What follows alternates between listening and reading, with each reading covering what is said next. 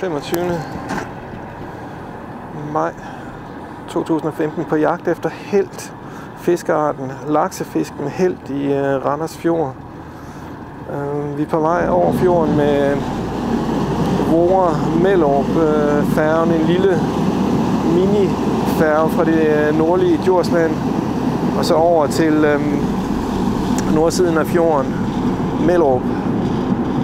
Og det specielle ved Randers Fjord i forhold til Djursland fiske- og dykkemæssigt, det er, at det er nærområde.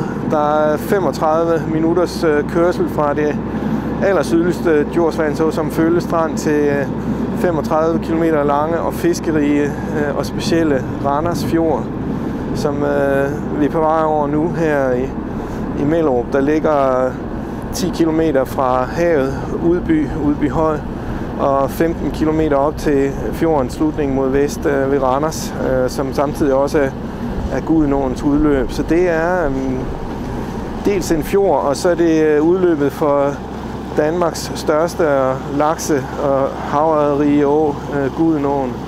En spændende fjord, hvor der ikke er de samme iltsvindsproblemer som den fjord, der ligger lidt nordligere, Mariager Fjord, der ikke har den der massive tilstrømning af frisk ferskvand fra Gudenåen om sommeren, når det kan knibe med ild.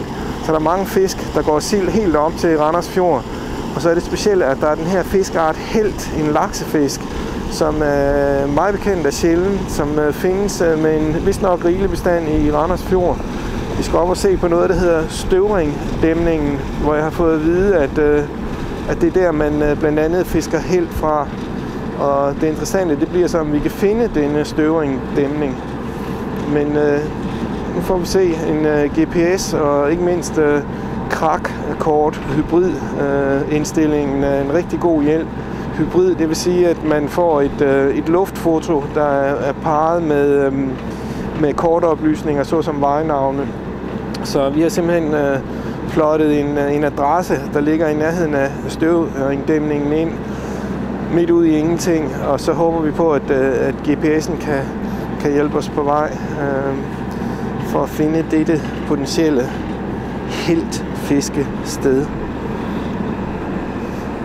tager 5 minutter at sejle over, og de 5 minutter er ved at være gået her. Og nu kommer vi nordenfjords til Mellerup. En hyggelig lille færgetur, hvor man så under alle omstændigheder kan lave en udflugt rundt, hvis man skal finde på noget nyt at lave, når man sidder i måske et sommerhus på Djursland, eller bare vil have en god udflugt. Man kan sejle over her ved Voer-Mellerup, og så sejle tilbage ved Randers Fjords udmunding til Kattegat nede ved Udby og Udby Høj, hvor der også er en færge.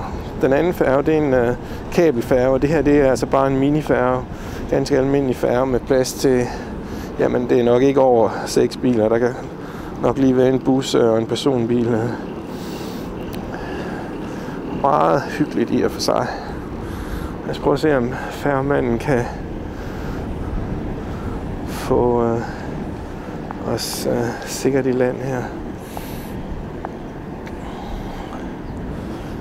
er jo ikke fordi, han ikke har prøvet det før.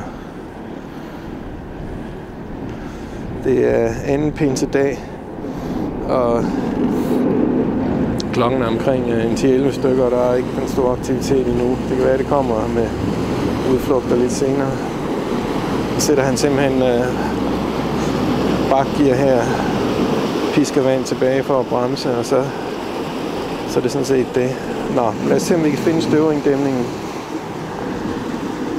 Okay, så er vi på vej ned af noget, der hedder Støvring-gårdvej, nordenfjords. Kløjser lidt i det med GPS'en, der ikke vil være med på det hele. Og der skulle komme noget, der hedder Lostien lige her om lidt, som i hvert fald er en vej, der går ned i nærheden af området, hvor Støvring-dæmningen er. Lostien kommer her til venstre, så den prøver vi at dreje ned af. Sådan. Så lad os se, om vi kan finde derned. En foreskov her. Det var så ikke lige den vej ned af Støvring-gårdvej, men nu kan vi den modsatte vej i retning mod Mellerup og ned her, hvor der står et skilt. Og der er en pumpestation dernede.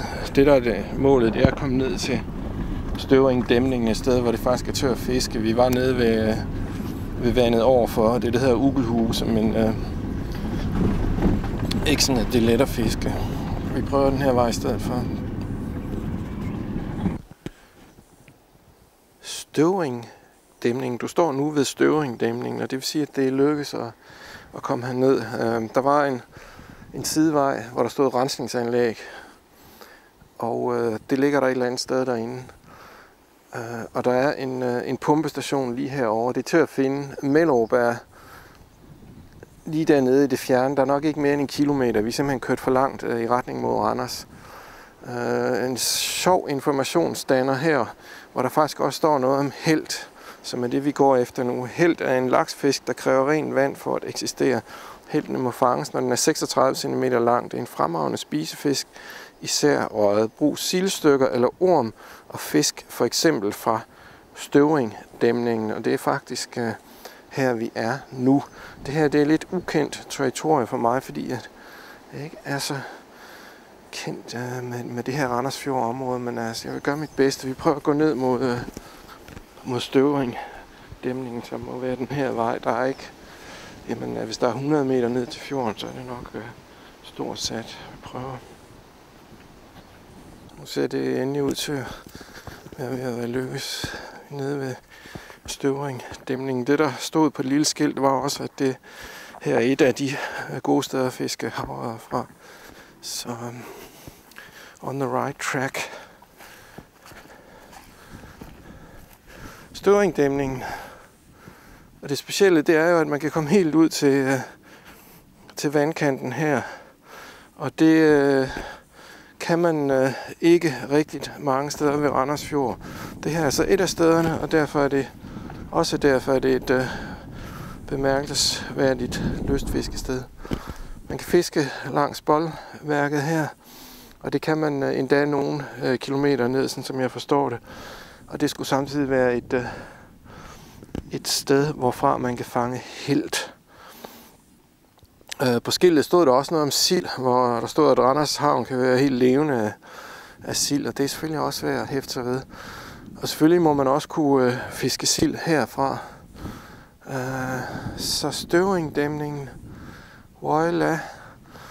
Man kan nok ikke se det på billederne, men altså 1 kilometer herfra i luftlinje er Vore færgestedet. Jeg kan faktisk se færgen sejle over. Hvis jeg zoomer ind, så kan man muligvis se det på billederne her. Så det er, hvad var det, den hedder, Støvringgårdvej. Og så drejer ned der, hvor der står rensningsanlæg, og så kommer man til den østlige ende af Støvringdæmningen, som jeg står på nu. Og så er man sådan set home free. Der er nogle kilometer her, hvor man kan fiske rigtig godt langs med fjorden, med det her boldværk, der fortsætter op langs med på nordsiden af fjorden i det her tilfælde. Vi skuer ned på Djursland nu på den anden side af fjorden. Altså det klassiske fiskested, hvad sild angår, det er et lignende boldværk på den anden side, et par kilometer oppe, der hedder Kanaløen. Nej, et par kilometer nede faktisk, som ligger lige på den anden side af Vore i den retning.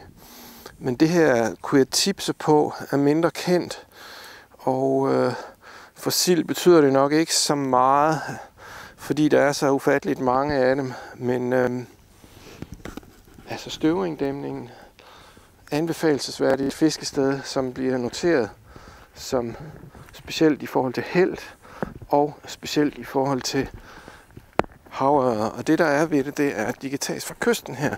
Og det der er problemet ved Randersfjord, det er, at det er de færreste steder, man kan komme til det. Men der, hvor der er boldværk, ligesom der er her, er der lige præcis adgang. Og man kan jo se, det er jo ikke helt ukendt land. Den her sti, den er formentlig betrådt af lystfiskere. Så men altså, det er jo ikke mere overbefolket, end at sådan en anden pinsedag som i dag, er der jo ikke nogen mennesker ude. Der var en enkelt bil, der var lidt parkeret. Men ellers er der masser af plads. Hvad mere kan jeg sige? Altså helten, en speciel fisk, den findes i 5 arter. Ifølge den fantastiske bog, der er Danmarks ferskvandsfisk. Mindst 5 underarter, og den danner specielle lokale stammer, ligesom her i Randers Fjord, i endnu mere udpræget grad end laksefiskere gør det. Bliver op til 10 kilo nogle steder. Et godt tegn, når man er ude at fiske, det er det, vi ser hernede, som er fiskeskæl, som endda er på den store side. Jeg tør ikke sige, hvad det er for en fisk, men der er nogen, der har renset en stor fisk her. Et skæl på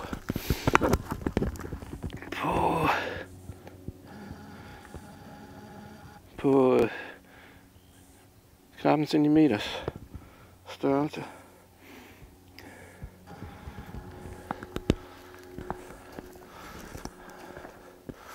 Men helten, der findes i mange arter.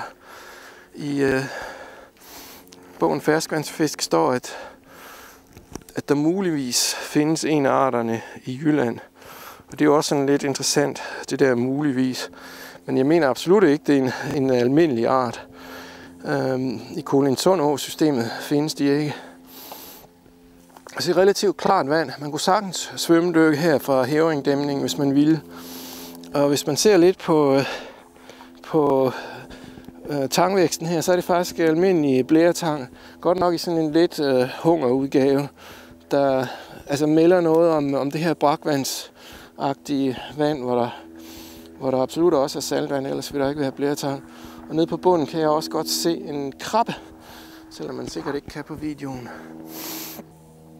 Og helten er jo vist nok primært en ferskvandsfisk, men går også i brakvand i Nordsøen. Store floder, store søer er der, hvor den lever. Men der figurerer Randers Fjord jo som en blanding mellem en stor flod og en stor sø, og derfor er der også en lokal bestand. Meget, meget skattet fisk. Der har været fisket efter dem til put-and-take-fiskeri i Frankrig, hvor de er blevet eksporteret levende. Det vil sige, at franskmændene har en eller anden tradition for helt, der gør den fiskart til noget helt særligt. Det må være hundedyr, at fange de her fisk levende, og så forsøge at få dem intakte ned til et eller andet sted i Frankrig, hvor de bliver puttet ud i en put-and-take-sø. Så hvis man er på opdagelse som lystfisker og bor på Djursland, så tag Vorup-Mellerup-færgen over, og så tag op og kig på Randers Fjord. Og hvorfor ikke også tage færgen over fjorden, og så smutte ud til Hævringdæmningen, som er her, som er et af de steder, hvorfra der kan fiskes fra land. Ellers er det her meget en fjord, der handler om at have en båd, men det er absolut ikke en nødvendighed. Jeg har lavet nogle andre videoer med formand for den lokale lystfiskerforening, der hedder SMIFF, S-M-I-F-F, der kommer med tip til, hvordan man fanger de forskellige fiskearter herunder, hvor man kan fiske fra land. Hævringdæmningen her er et af stederne, så det vil jeg da opfordre til, at man følger op på. Så går færgen retur til Djursland fra Mellerup til Vorup. Den korrekte vej til Støvringdæmningen, det er at køre en kilometer op ad vejen her, så kommer der noget, der hedder Losstien, lige inden Mellerup. Drejer man til venstre. Og så kører man rundt om byen, og så efter knap en kilometer kommer Støvringgårdsvej. Og der kører man i retning mod Randers i cirka en kilometer. Og så er der et skilt ned til et rensningsanlæg til venstre ned mod fjorden. Og der drejer man ned, og så er man på rette kurs, så kommer man derned. Det ligger cirka 1,5 kilometers kørsel fra Mellerup. Men retur til Djursland her, det tager 5 minutter at komme over og koster 60 kroner for en bil. Så det er til at overkomme.